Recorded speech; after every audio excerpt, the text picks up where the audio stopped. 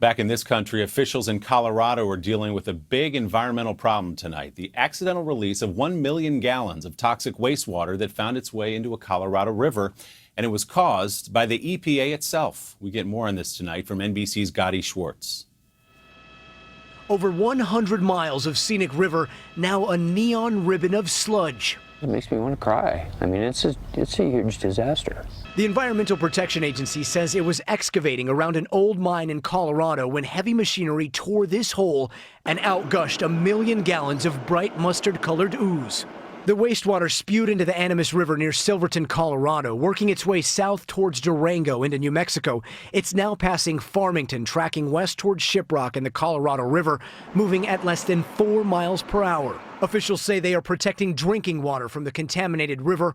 Tests show the water around the mine has traces of lead and arsenic and is now as acidic as strong coffee. I wouldn't eat the fish. I wouldn't drink the water. I wouldn't go swimming. And river guides dependent on rafting tourism dollars to keep them afloat have been sidelined during the busy summer season. We have 40 guides that don't have work right now, and it's taken a big effect on them.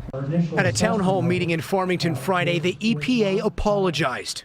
We typically respond to emergencies. We don't cause them. This is just something that happens when we're dealing with mines sometimes. This afternoon, the leak was finally stopped, but the questions continue. What are you going to do to guarantee our safety? As long as this situation persists, we're going to be here, and we'll be providing resources as needed to continue to support whatever efforts are ongoing. The governor of New Mexico, Susana Martinez, took aim at the EPA on Facebook Friday morning, posting, "Imagine what would happen if a private company caused this waste spill," adding, "I am disturbed by the lack of information provided by the EPA after it took the EPA over a day to notify state officials." A catastrophe caused by the very agency charged with keeping this river clean.